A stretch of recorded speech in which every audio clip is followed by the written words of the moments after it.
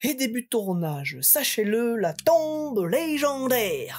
Et salut la compagnie et bienvenue dans ce nouvel épisode de Sachez-le, la version courte des épisodes d'Allez savoir. J'espère que tout va bien dans vos chaumières.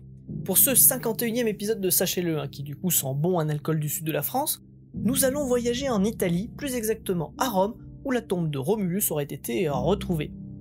Attendez là, je pensais qu'on parlait d'un mythe et d'une légende, donc normalement... ils n'ont pas existé, donc comment on a pu retrouver une tombe? On ne nous dit pas tout. Depuis le temps que je vous le dis, il va falloir commencer à me croire, hein. Alors, effectivement, la légende de la fondation de Rome par Rémus et Romulus reste fictive. C'est une légende. Malgré cela, nous avons fort probablement retrouvé la tombe de l'un des deux frères. Et nous allons plus longuement en parler après le générique.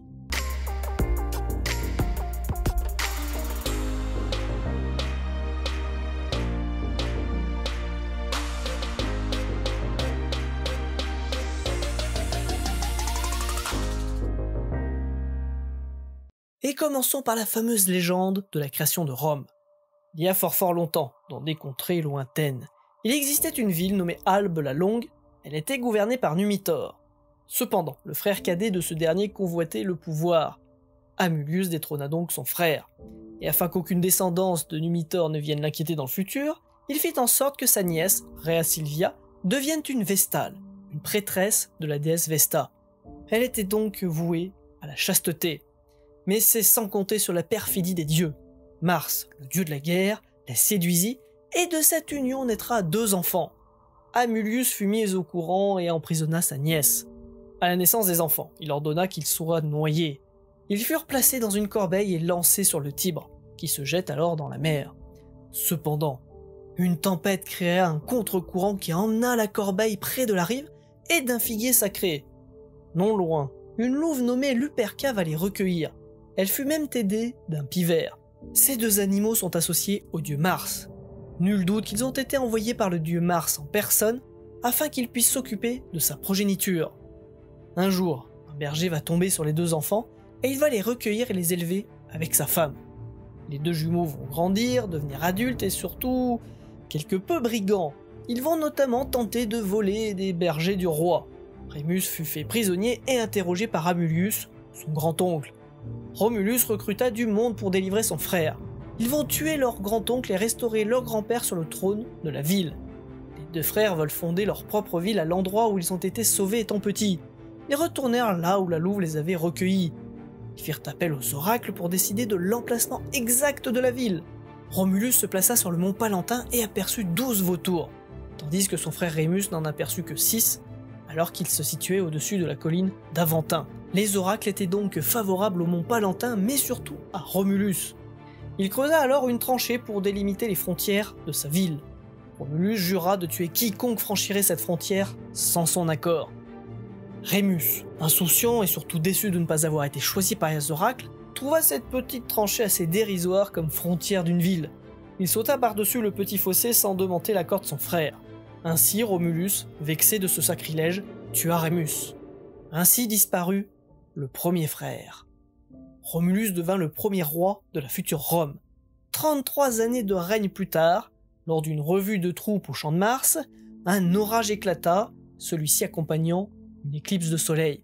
Des trombes d'eau vont tomber sur la ville et tous se mirent à l'abri. Une fois l'orage passé, tout le monde constata que le roi avait disparu. Quelque temps plus tard, un Romain nommé Julius Proculus vit apparaître dans ses songes Romulus. Le roi lui indiqua qu'il avait été enlevé par les dieux.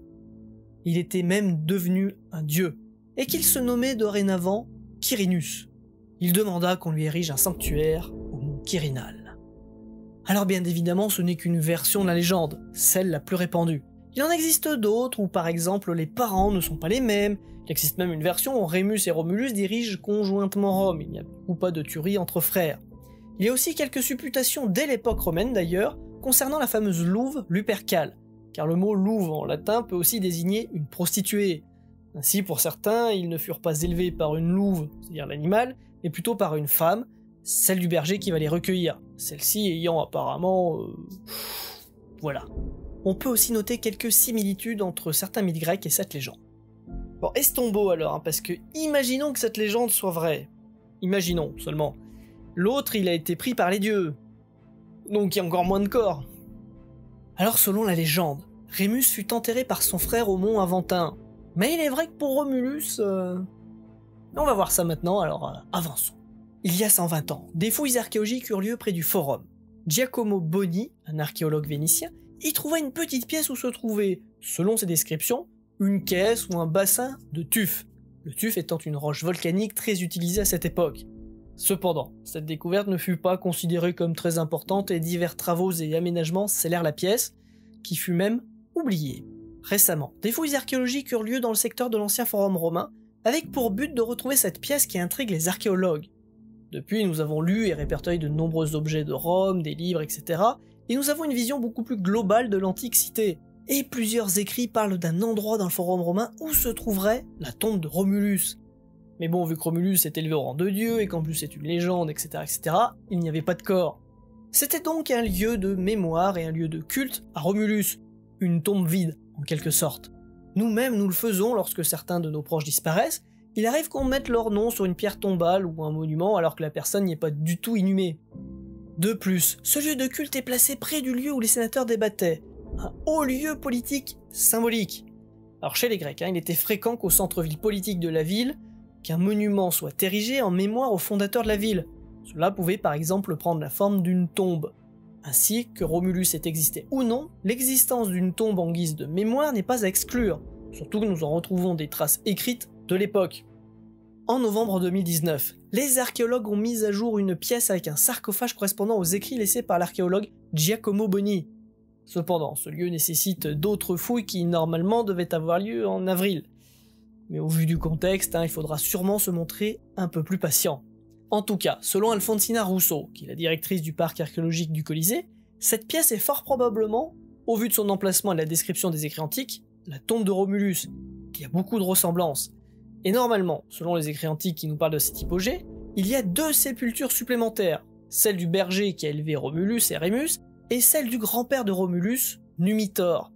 Bref, attendons la suite des fouilles qui pourraient révéler des choses surprenantes selon Madame Rousseau.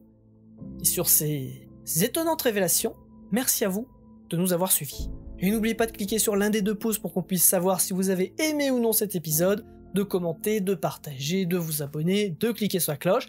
Et si vous le souhaitez, vous pouvez même dorénavant soutenir la chaîne via la plateforme Tacotac. On en a parlé dans le vlog vendredi dernier, donc je vous laisserai aller dessus si vous voulez de plus en plus d'informations. Voilà, merci à vous. Et on va terminer aujourd'hui sur une petite note humoristique de Bibi. Alors, fut un temps où les arènes de Rome servaient encore au divertissement de la populace. Un jour, un chrétien se retrouve au centre du spectacle et il est pourchassé par un lion. Pas de bol, ça arrive.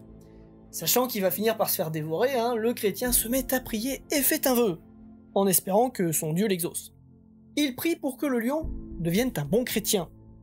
Alors Dieu, dans son infinie sagesse, exauça son vœu. Le chrétien en fut fort ravi, et se crut sauvé, mais il était un peu crétin, parce que les chrétiens, ça mange de la viande, et tout type de viande.